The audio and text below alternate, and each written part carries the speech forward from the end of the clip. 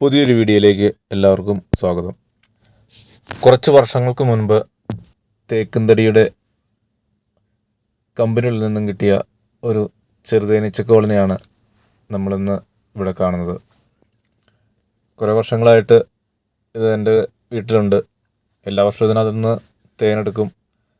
തേനെടുത്ത് മുട്ട നമ്മൾ വേറൊരു ബോക്സിനകത്തേക്ക് മാറ്റി വയ്ക്കും. അപ്പോൾ അതിനുശേഷം ഈ കൂട് വീണ്ടും അവിടെ തന്നെ കെട്ടിത്തൂക്കും. പിറ്റേ വർഷം വീണ്ടും അതിനകത്ത് പുതുതായിട്ടൊരു കോളനിയോടെ വരും. അതിങ്ങനെ 3-4-5 വർഷമായിട്ട് സ്ഥിരമായിട്ട് നമുക്ക് അതിനകത്ത് ഒരു കോളനി വെച്ച് നമുക്ക് കിട്ടുന്ന ഒരു കൂടാണ്.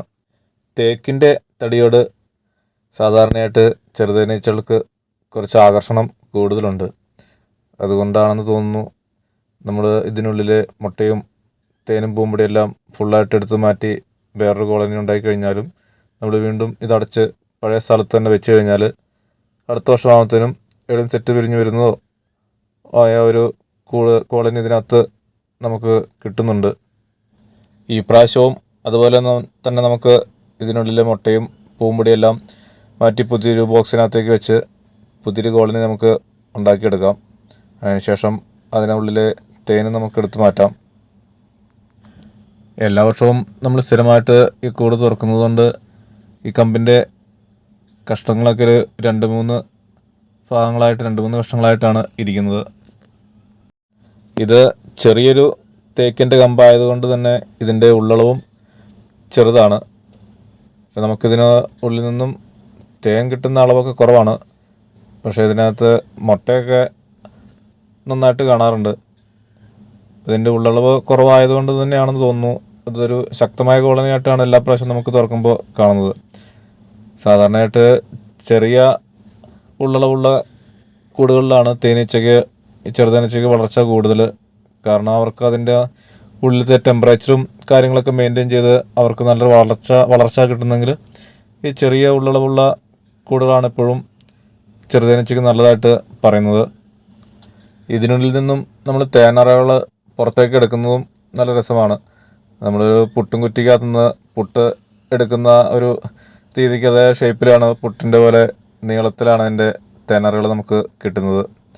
അതാ തടി കഷ്ണത്തിൻ്റെ കമ്പിൻ്റെ ഷേപ്പ് അങ്ങനെ ആയതുകൊണ്ട് അതിനുള്ളിൽ ഉണ്ടാകുന്ന തേനും അതേ ഷേപ്പിൽ തന്നെ ഉരുണ്ട് നീളത്തിലാണ് നമുക്ക് കിട്ടുന്നത്. ഈ തേക്കിൻ്റെ കമ്പിനുള്ളിൽ നിന്നും തേനും പൂമ്പൊടിയും മുട്ടയും പൂർണ്ണമായിട്ടും നമ്മൾ മാറ്റിയിട്ടുണ്ട്. ഇനി നമുക്കത് പഴയതിൽ അടച്ചു വെക്കണം. ഇതിനകത്തുനിന്നും എടുത്തു വച്ചിരിക്കുന്ന മുട്ട അതുപോലെ തന്നെ കുറച്ച് പൂമ്പൊടിയുണ്ട്. അതെല്ലാം നമ്മളൊരു തടിയുടെ ബോക്സ്, സ്വിച്ച് ബോക്സ് കൊണ്ടുണ്ടാക്കിയ തടിയുടെ ബോക്സിനകത്തേക്കാണ് എടുത്തു വച്ചിരിക്കുന്നത്. ഇതിനകത്തുനിന്ന് മുട്ടകളെല്ലാം എടുത്ത് നമ്മൾ ഈ ബോക്സിനകത്തേക്ക് മാറ്റി വെച്ചിട്ടും നമുക്ക് റാണിയീച്ചതിനകത്ത് കാണാൻ സാധിച്ചില്ല. പഴയ കമ്പിനകത്തും കണ്ടില്ല. അപ്പോൾ ഈ മുട്ടയ്ക്കുള്ളിൽ എവിടെയെങ്കിലും റാണിയീച്ച കയറിയിരിക്കുന്നുണ്ടാവും.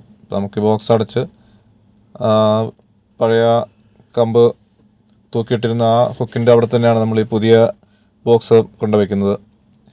അതിനുശേഷം നമുക്കിനി ആ പഴയ മരക്കമ്പ് പഴയപോലെ തന്നെ 2-3 കഷ്ണമായതെല്ലാം ഒന്നിച്ച് ചേർത്ത് പഴയ പോലെ എല്ലാം അടച്ച് കെട്ടി തൂക്കി പഴയ സ്ഥലത്ത് തന്നെ കൊണ്ടുവയ്ക്കണം. 2-3 പീസായതുകൊണ്ട് നമുക്കിത് സെറ്റ് ചെയ്തെടുക്കാൻ ഇച്ചിരി പാടാണ്. ഇതിൻ്റെ ഒരു സൈഡാണ് നമ്മൾ ചിരട്ട കൊണ്ട് അടച്ചിരിക്കുന്നത്. മറു സൈഡിൽ തടിയുടെ ചെറിയ ഗ്യാപ്പേ ഉള്ളൂ. അപ്പോൾ അവിടെ തേനീച്ചെന്നെ മെഴുക് വെച്ച് അടച്ചിട്ടുണ്ട്. അപ്പോൾ നമ്മൾ ഈ കൂടും നമ്മുടെ പുതിയൊരു കോളനി വെച്ച് അവിടെ തന്നെ കൊണ്ട് ചേർത്ത് തന്നെ വെക്കുകയാണ്. 2 കൂടുകൾ അവിടെ തന്നെയാണ്. അപ്പോൾ ഇനി അടുത്ത സീസണിൽ ഇനിയിപ്പോൾ മഴയൊക്കെ മാറി വരുന്ന സമയത്ത് ഏതെങ്കിലും സെറ്റ് പിരിഞ്ഞ് വരികയാണെങ്കിൽ പുതിയൊരു കോളനി നമുക്ക് ഇതിനകത്ത് കിട്ടുന്നതാണ്.